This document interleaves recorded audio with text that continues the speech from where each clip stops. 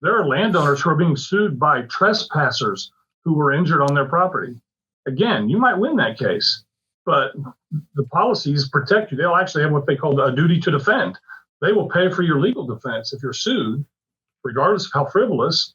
And then afterwards, the judgment, or if you're found liable for anything, the damages, the policy will pay those. That's covered under that $215 a year. It's covered under the vacant land's $225, but yes, it is. That's worth it right there. Heck yeah. This episode of DoD TV was brought to you by the American Hunting Lease Association.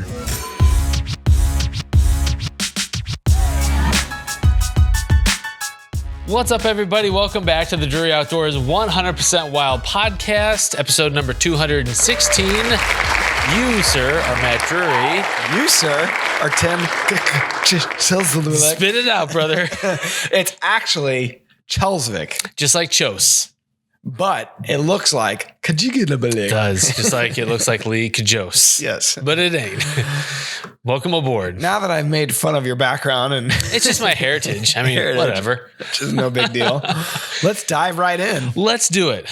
So we're talking about land and land access and covering your tail with some insurance today. We got Sean Ferbrache from American Hunting Lease Association. Yeah, we've had this one on tap for a while. We wanted to wait until we were right kind of in the middle of the summer when it's on everybody's mind. It's like, hey, okay, I need a lease. I lost my lease, which maybe Sean's got a story about that's recent. You know, it's like, hey, this is on top of people's mind right now. Hunting season is upon us. And if you're a guide or an outfitter and you've kind of been flying by the seat of your pants and maybe haven't been insured and, you know, but for the grace of God, you've been going, it's probably time to cover your tail and make sure that I think people will be shocked how affordable it is. I mean, you know, and ultimately to really, like you said, cover your hind end. Well, stay tuned because you may be shocked. Yeah. So why don't we get to our shout outs from our friends that listen to the show? All right. We love getting shout outs from you guys. So keep them coming. You know what? Before we do the shout outs, I want to say this week, because this airs, we're shooting here on Tuesday. It airs tomorrow, Wednesday, the 30th. Yep. This is the premiere week of all that's right, of all the new Drury Outdoor shows on the Outdoor Channel. So I think tonight, Tuesday night, it was 13 at 9 Central and Critical Mass at 9:30. And then on Thursday night, it is Bow Madness at 9. And it's a good season, man. I've proofed all that up. I think I'm up through 3 episodes I've proofed so far. And it's all good. Some good content and some exciting hunts. You know, we got the Matthews in hand this year. Heck yeah. The team just hit the door running. So first off, I wanted to say, check out the Outdoor Channel, DVR them, check them live, whatever you want to do. But there's some good quality programming. And if you want a kind of a second angle, like a behind the scenes, like you watch the show and you want more, go to DeerCast and look up like Texas Buddy from Don Jensen. Like you can see these hunts that happened last year on DeerCast, kind of a raw cut of them. Yeah. So if you see a hunt that you really, you're interested in, moved by, go to DeerCast and you can see the whole behind the scenes. In a lot of ways, it's actually a little more raw, maybe even longer than the hunt, the way it appears on TV, because it's just our time constraints on television. So that's DeerCast Nows over on DeerCast. Heck yeah. All right. We should also say the show is powered by DeerCast. Woo woo. If it weren't for DeerCast, these lights wouldn't be on. Audience wouldn't be sitting there in air conditioned. Wouldn't have that logo in the middle of the sign. That's true. Changed up everything. Man. Changed your world. Speaking of changing our lives, Mark Ness from DeerCast watched the Lee Chos show last week, and he said, love that dude. Nothing fake about him. Great podcast, guys.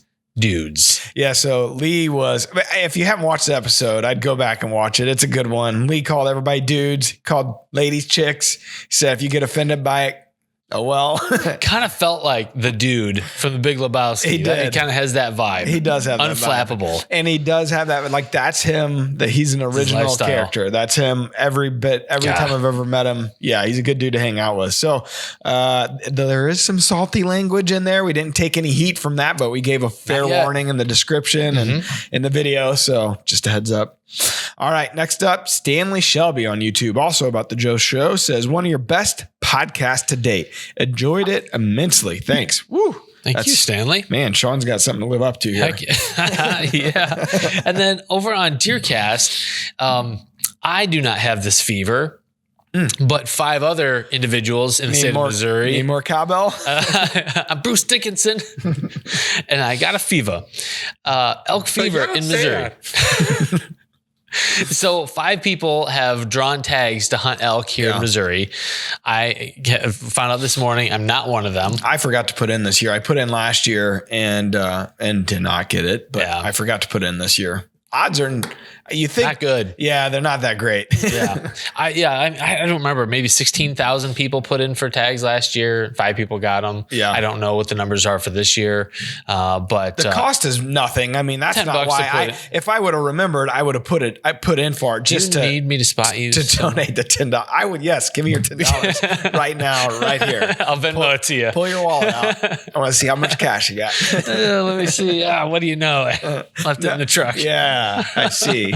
But we've got an article up in DeerCast called Elk Fever, and it's all about kind of Missouri's inaugural elk season last year and then what's up and coming for 2021. Some nice elk were killed last year. Oh man, no kidding. Yeah. One guy killed one in his backyard.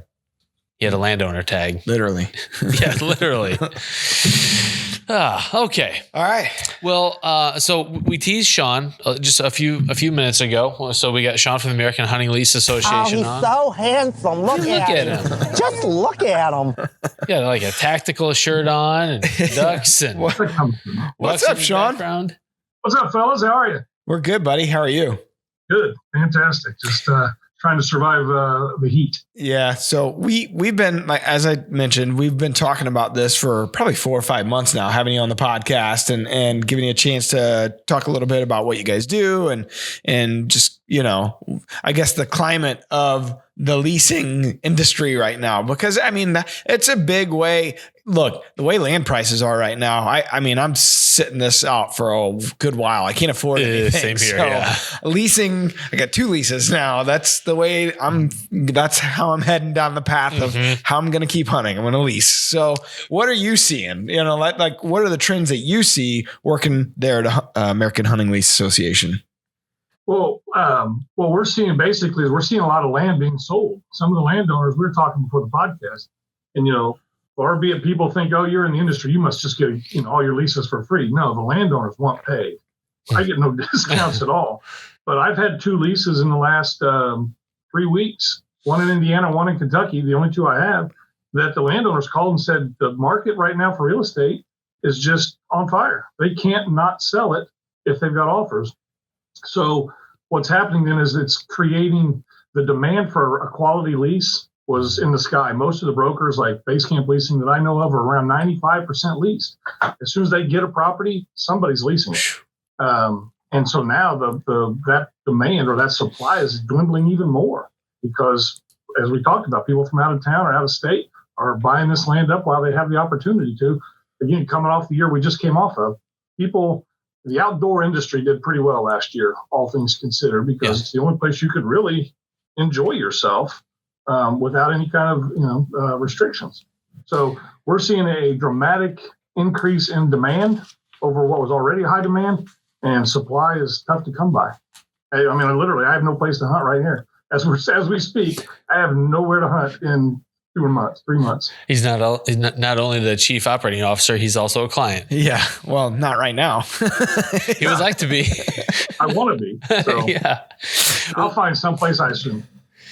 Yeah, here's hoping. We just published an article in DeerCast about not assuming that you have the ability to hunt a piece of property year to year and how much you have to take care of the landowner, whether it's meat or doing chores around the property, making sure they get paid and everything, and just taking good care of them. I think there's probably not been a more important time for that to, for people to realize that than right now. It's interesting. Like the one lease that I've had for the longest time, I never have met the landowner. He doesn't live locally. It's an investment. He was originally from the area and he's got several properties, like family kind of owned farms, and he doesn't live there. It's just an investment. And he's got, a company that I guess helps him with all this stuff. And I barely get to talk to them. Like the only guy that I get contact with is the farmer that also leases There's two different farmers. One leases the barns, one leases the farming rights. And those are the only two people I talk to. But I'm always like, hey, man, the one farmer always talks about fixing the fences. And I'm always like, hey, we can help you. If you tell me when, we'll come up and we'll help out, whatever. Mostly because I want to make sure they don't really jack up all the it's right through the timber that they're wanting to fix this fence. Yeah. But, what else can you do? I would love to say something to the landowner. I'd love to help out there, but there's nobody to talk to. I don't even have a number for the guy. So what can I do is try to help the farmers, and hopefully there's a good word that goes back like, no, Matt, that's a good guy to have on the lease. It's not as terrible as he seems. Yeah. Don't believe everything Mark tells you. So, I mean, sometimes you don't have a choice. You can't do as much as you would like. Yeah. Right. So, Sean, how about you kind of give us a thumbnail sketch of what all AHLA does, because there's like 4 different main facets, right? Yeah, and they're really all predicated on access. We believe that access to quality habitat is the key to hunting's future, to the growth of the sport. Quality habitat typically is privately owned ground, not always. So, I mean, I'm not throwing everybody in one bucket. But, and a few years ago, the Division of Fish and Wildlife came out with a report. We were losing hunters, and this industry went berserk. Just, oh my God, the hunting will be done in 10 years. Not really. I never really thought that. Even the report itself said multiple times, these numbers are statistically not significant over a period of time. But what we believe is that we want to make an experience better for the hunters we have. And we think that's the way to grow the sport, is to keep the hunters that are already engaged in the sport, enjoying the sport, successful in the sport, and that they will in turn bring in new hunters, as opposed to some of the efforts that were made, all in good faith. I get that. Mm-hmm. But we want to make access to private land as affordable as we can, as simple as we can. When I first took over this company, the process was very complicated. Certainly with our competitors, and even it was complicated here. Well, when I hunt, and not just when I'm in a tree, when I have anything to do with hunting that I'm currently taking part in, I want it to be relaxed and easy. It's part of my hobby. So to make it difficult or expensive rubs hunters the wrong way. And then lastly, of course, it has to be responsible. You've got to protect your landowners and your hunters. Mm-hmm. So our risk management program or our liability policies do both of those things. But that's what our business is predicated on, and that is making access reality. We can't do anything about the lease prices. Your landowners set those prices, and that's between hunters and landowners. But what we can do is do our very best to keep the prices low on your insurance. We can offer things like contracts or actual lease agreements for free that people can use. We can use, just do all the guidance and consulting we do, and we can, to help grow this sport. And it's really what everybody in this office is passionate about. Steve Stoltz, Matt? Oh, yeah. Sure you do. Many years ago, well before I was in this business, I was still a fireman. I was watching a Drury tape, and he looked right at the camera and he said, make your passion your paycheck if you can. And when he said that, it just hit a nerve with me, because I already had in my previous job as a fireman, and now I've done it again. I talk to hunters and landowners every single day, come to work every single day. And they're just asking questions. How can we do this? How does this work? How can you help us put us on this property? And I'll unload the wagons for you. Whatever you need, mm-hmm. I'll do whatever I can to help you get on that property. I could just see Steve saying that. Make your passion your paycheck. Your paycheck. And his head was probably wagging around like this. I think he was laying on the ground next to a pretty big deer. Sounds like Steve. Yeah. So I gotta keep finding a way to become a country music star. Well, you were just in Nashville and they didn't accept get signed. You. No. I didn't know where the line was to go do that. Not where you were. No, it was weird. Yeah. Maybe next trip. So you guys, you got this program where you can, as a landowner, you can get this insurance. We'll dive into that. But as a hunter, are there things that you should be doing when you lease the property? Like, hey, if it wasn't something that was, that they didn't have anything, the landowner didn't have anything set in place, like what does the leasee do? Or the leaseor, I should say. No, leasee. If they don't have any insurance in place, or? Yeah. I think as a leaseor, you just kind of do your research, come to our website or give us a call. And, hunting inherently is a very safe sport. I coincidentally, yesterday I was at the orthopedic surgeons and we were talking and he asked me about it. And I said, hunting's very safe compared to football and all the other things, but injuries do happen. These old abandoned wells and cisterns are all over the country. And I think landowners like yours, Matt, who he may never have been on your property, they might not know the dangers that are out there. So he's really flying by the seat of his pants. So a liability policy, which under 500 acres, which is 75% of our business, is $215. That's it. Annually? $215 annually for a full year. You don't pay extra for landowner fees. You don't pay, you don't all have to be a member of the association, nothing like that. $215, and that covers your landowners up to $1 million per occurrence and $2 million aggregate, and all of your hunters and their guests for the same thing. So, two hunters, you guys hunt on a property together, and Tim, you hang a tree stand, and you say, Matt, you should go sit in my tree stand. And he climbs up there, and you didn't hang it worth a damn, and it falls down into a cistern. He's been plotting this for a while, actually. Okay, keep talking. This coverage actually protects you from liability from one another. Well, he doesn't own anything. So. Protect somebody, not him. I don't even know who owns this property. Just came out here. Well, Sean, how about a horror story? Everything's okay until it's not. Have you heard about a situation where maybe a landowner had a handshake agreement with someone to come hunt the property, someone got hurt, and then all of a sudden things get real complicated? Absolutely. Tree stand falls are the number one issue, and we get calls on that all the time. Well, if you just as a side note, if you hang your own stand and you climb up there and you fall out of your own stand and get hurt, you can't sue anybody. It's your fault. This is liability coverage. It covers if you hurt somebody else or if they hurt you. Now, that said, we've had issues where somebody hung a tree stand in a dead tree, and they weren't notified of that tree was dead, or they had what they thought was a case. And the landowner said, well, they signed a liability waiver, so I should be fine. Liability waivers are nice. It's another, layer of protection. Mm-hmm. But that hunter's wife did not sign that liability waiver. And she now is faced with not only either medical bills that are mounting or worse, having to provide for her family. So there's nothing stopping her from suing a landowner. And then everything's on the table. If you're that landowner, you'd put everything at risk to make a few $1,000s. It's why we just came up with vacant land insurance. We just introduced that last year, and it's been big.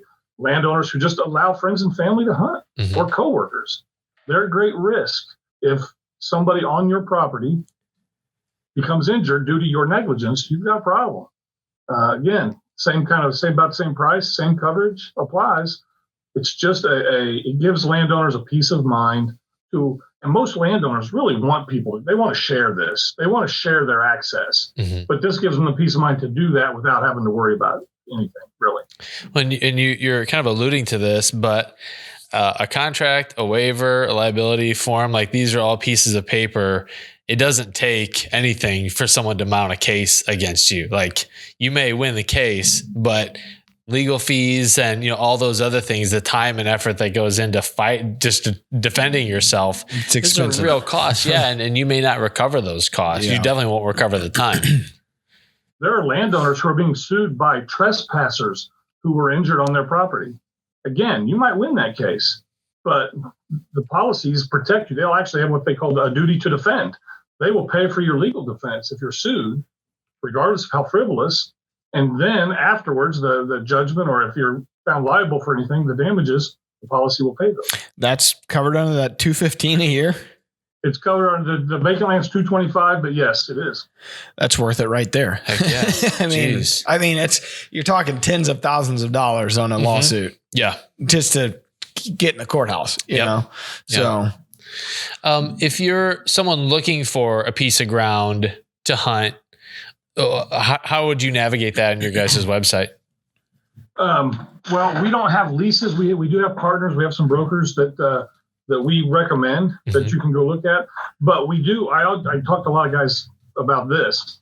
Knocking on doors doesn't really work anymore. I know that's kind of the traditional glamorous thing. When was the last time somebody knocked on one of your doors in the evening unannounced and you just were happy as could be and jumped up and said, I can't wait to see who this is? No, make the kids go to the door and look through the window. Turn the TV off. Mommy and Daddy aren't home. You don't want to talk to anybody that is coming unannounced, unless he's the pizza delivery guy, because that would be unannounced. I'll talk to you about the Book of Mormon.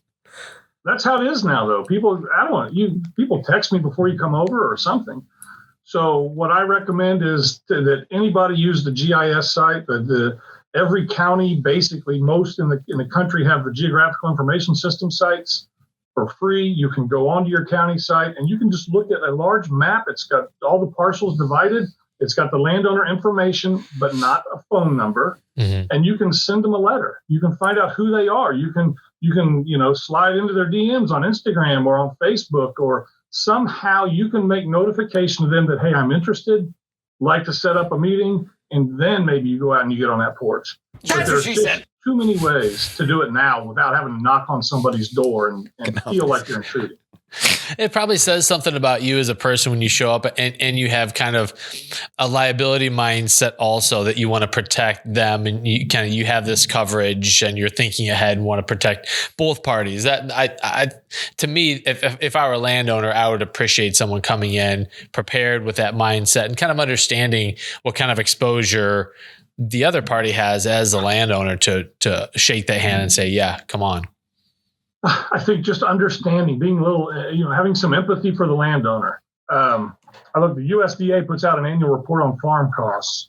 Okay, now I got to age myself real quick. Get the cheaters. Average, and this is in 18 was the last report I could find. In 2018, the average farm in the United States had operational costs of $208,000.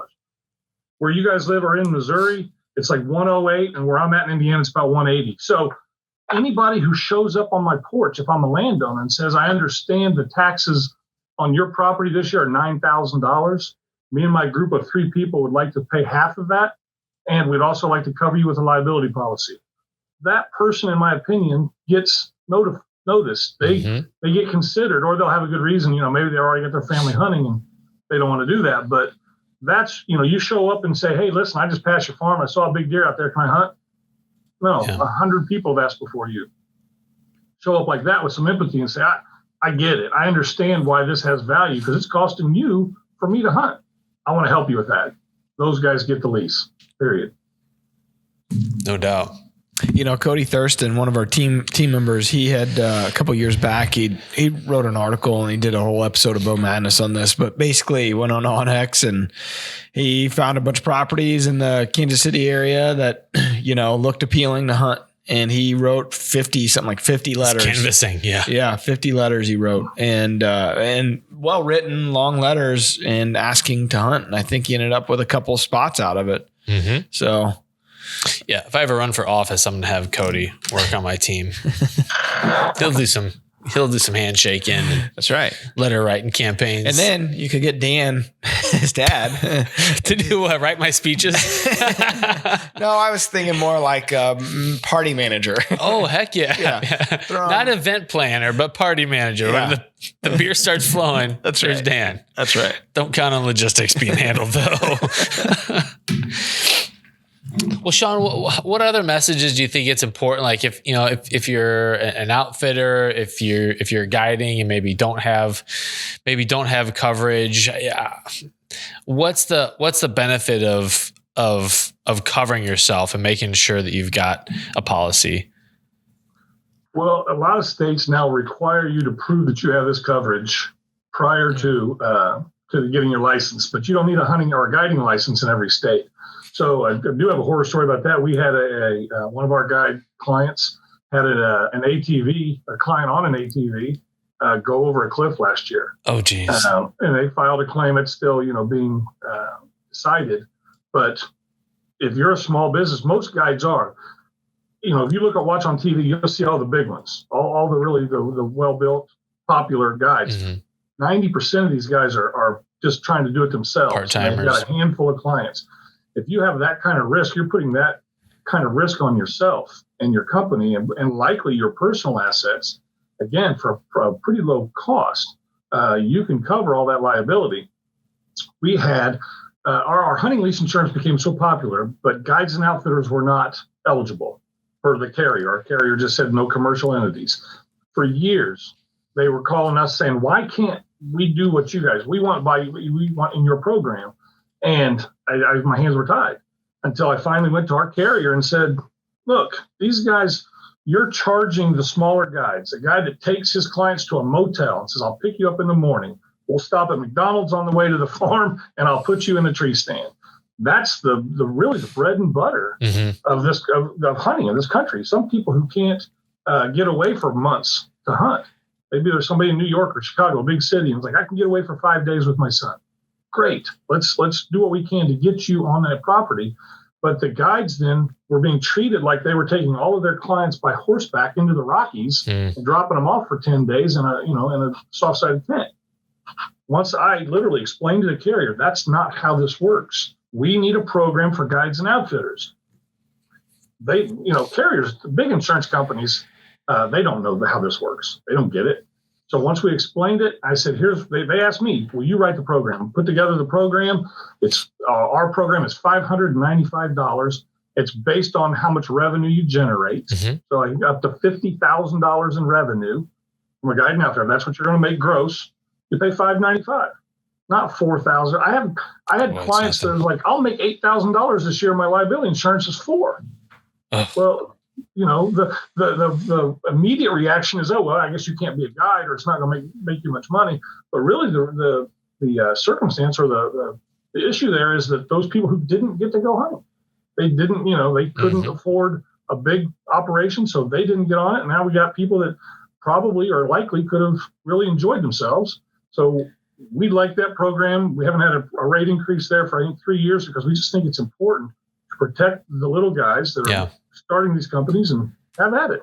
Yeah, that's awfully reasonable. And it's nice that, you guys you're all hunters. So you can go to these larger insurance entities who I'm sure, you're probably talking to people who aren't hunting and who aren't hunters and maybe don't understand our culture and lifestyle and logistics of what we do. And maybe are just freaked out by just the sheer fact of, they're talking about using guns and off-road vehicles. That sounds terrible. It's nice that you guys live that lifestyle so you can advocate for us effectively. Well, I appreciate it. And I think you're right. But yeah, we've explained it all the time. I have people say, explain that. How does that work? Well, this is what we do. This is how we live. Well, so is this just for hunting season? No, because we want to shed hunt in the spring and we want to hang cameras and mushroom hunt and plant food plots. So I need a full annual program that protects everybody for a full year. So those are the kind of obstacles that once you explain it and they understand it to a degree, then they're open to try it. And we've had pretty good success with our program. So let me ask you, if you're the one that's leased the ground, I just want clarification here, and the landowner doesn't have a policy and maybe he's not interested and he's like, I'm not spending the $215. Can you start the policy and pay for it and it be under his name? Like, how would that work if he's saying, no, I'm not interested for some weird reason, whatever. Don't want to sign anything. Yeah. I'm not going to sign anything. Yes, you can definitely do that as a hunter because the policy, the hunting lease policy protects hunters as well as the landowner. It's not optional you have to add your landowner on our policy because typically 99% of the time, the hunters, they're only buying this because the landowner says you have to. Sure. So it's not really optional, but in your scenario, Matt, hunters could just add them as an additional insured or not. And, they could add themselves as additional insured, frankly. Does that cost extra? For the additional landowners? To add an additional insured. Some of our competitors, yes, it does. And that frustrates me to death because it's nothing more than hitting a button. It's very little. Because we are interested in access, we require that the landowner be covered, and we do it for no charge. You can add 7 landowners for no charge to our program. Again, $215, you're out the door. Some of our competitors, they want to get $57 per landowner. Our average is about 2.5 landowners. So you're looking at $150 extra on top of their price already. And again, now we're starting to get into where it's keeping people, it's restrictive. It's keeping folks from leasing because there's just so many add-ons. Every time I turn around, I'm getting jabbed for more money, and we don't want to do that. I won't do that. Talk about a great foot in the door, just to show up and say, and I'm fully insured, so and here's the documentation to prove that there's really no risk or liability to you if you allow me to hunt your property. Yeah, it's pretty strong. Yeah, my next program is to insure a person wherever I go. Oh, I haven't had anybody bite on that yet, carrier wise, but I'm working on it. So you just buy a policy for yourself, and it doesn't matter where you go, you're covered, like you just said, Tim. It'd be neat if you could buy a policy that would protect you in case you don't shoot a buck that year. I'd like to see that. How would it work, Tim? I don't know. Get my gas money, my gear money back, my tag money. I don't believe this would work. A guy can hope, right? I think they'd lose money on that deal. I've had that suggestion on social many times.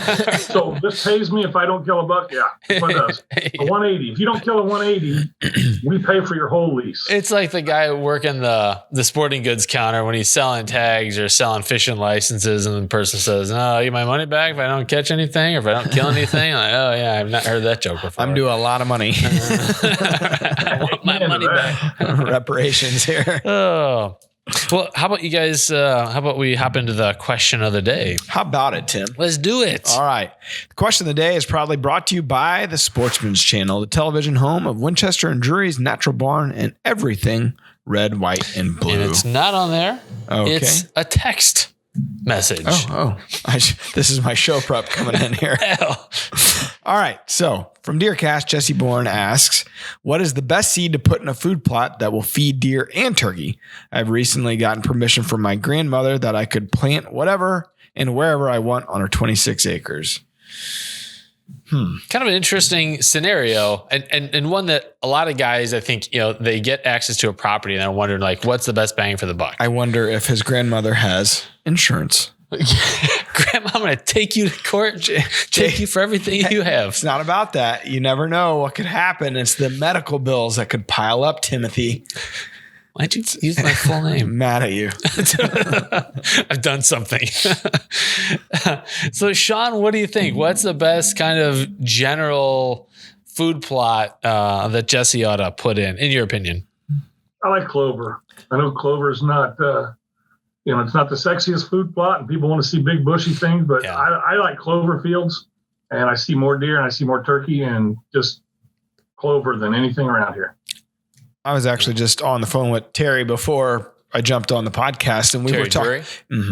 And we were talking about clover. He was like, "Man, he was like, I was looking at your rainfall on your lease, and you've had 30 inches of rainfall so far this year." He's like, "It's like way above average, rainforest level." And he's like, it's gonna stop raining on you right about the time you plant your food plots. What you're planting?" I was like, "Luckily, 2 of my plots are clover, and they look great." Yeah. So I only got to worry about one. Unfortunately, it's the most important one, but clover is like a end all be all. He was saying, he's like, "Man, clover's so easy. If you could keep it under control, the weeds out." It's like, it's such an easy food plot. Well, and the turkey I killed this past year, and usually when I kill a turkey, I'll open up its crop just to see what was in there. And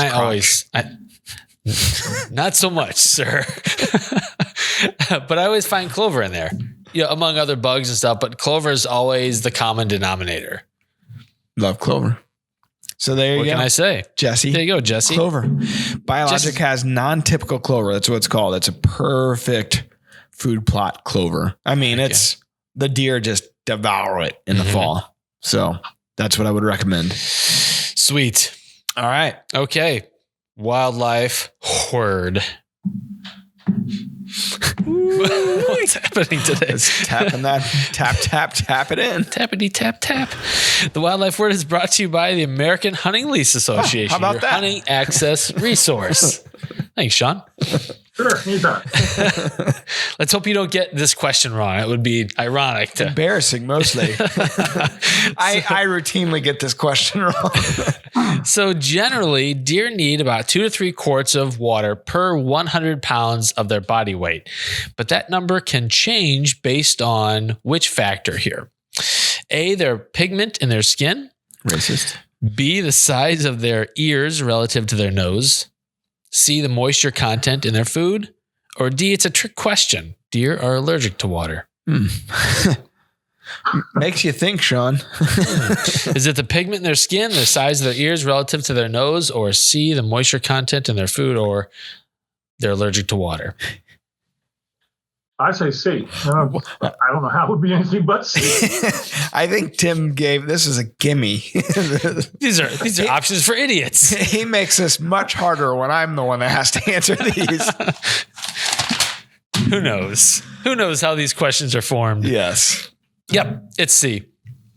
And if you go like Missouri University Extension has a breakdown of moisture content in mass crops and forbs and warm season grasses. I mean, they break everything down. It's like the nutritional facts on the back of a food package, but they've got all this information on all this native browse. And it's true. Like if a deer is eating things like, especially in the summertime or spring, when there's more moisture content in their browse, they have to drink less because they're getting more moisture through what they eat. I was going to say, so like right now it's been raining so much. So they just what they're eating, say they're eating clover, there's probably all kind of moisture in the clover. There is. In fact, it said on the website, all kind of moisture in the clover. I believe you're making fun of me. I'm making fun with you. Yeah. It's different. I don't find it funny. I'm dying on the inside right now. I'm not laughing. Sean, we're sorry to subject you to this. Yeah, apologies. This is basically what the podcast is all about. I think that's why you signed up for this lovely program. Yeah, no, I'm digging it. This is my kind of thing. I like it. Stupid humor. Sean, if folks want to get a hold of you or check out AHLA services anymore, what's the best way for them to do that? Well, of course, our website is ahuntinglease.org. You get all the resources and tools you need to educate yourself about leasing, about vacant land, any of that kind of stuff. The nice thing, the thing I like about this office and the people I work with is you can call us and we'll pick up the phone and we are happy to talk to you. So 866-782-6330. We're in Indiana, so we're on Eastern time, but if you leave a voicemail, we will get back to you the very next morning. And we're just happy to help. That's what we want to do is we want to put as many people, improve the experience of hunting for as many people as we can. That's great. I assume there's nowhere that you guys don't cover in the United States or can't cover policy-wise? Correct. Yep. No, we're in all 50 states in the U.S., and we've already got clients and members in every single state. If I want to whitetail hunt Puerto Rico, how do I do that? Not Puerto Rico. We do not cover the territories. Well, there goes my fault. Frequently. Well, anything else you want to leave us on before we any advice or any tips for the guy that's, here it is, the end of June, and there's probably not many leases available, but I'm sure where there's a will, there's a way. Like you said, the letters, not the knocking on doors necessarily. That might not be the best approach at this point, but what's your last piece of advice before we head out? Well, real quick, if that's what you're looking for, I would social. There are plenty of Facebook groups that are people looking for leases, and there are landowners posting there. As a member of the Tree Stand Safety Awareness Foundation, my last piece of advice is, man, stay connected. If you're up in a tree this fall, stay connected from the time you're on the ground to the time you get back. There's nothing worth falling and hurting yourself or worse. So we want as many people as we can to just be safe and enjoy their time afield. Yeah, just because you have a policy doesn't mean you want to use it. Yeah, I don't want that. I don't want that either. Not from a claim standpoint. I don't want you hurt. I just can't believe how cheap it is. Realistically, $215 or $225, that's for the peace of mind. Oh my God. Yeah. That's the least expensive thing, including, gas or to the farm or corn to put out or, your food plot, costs. I spend that on haircuts every week. Obviously.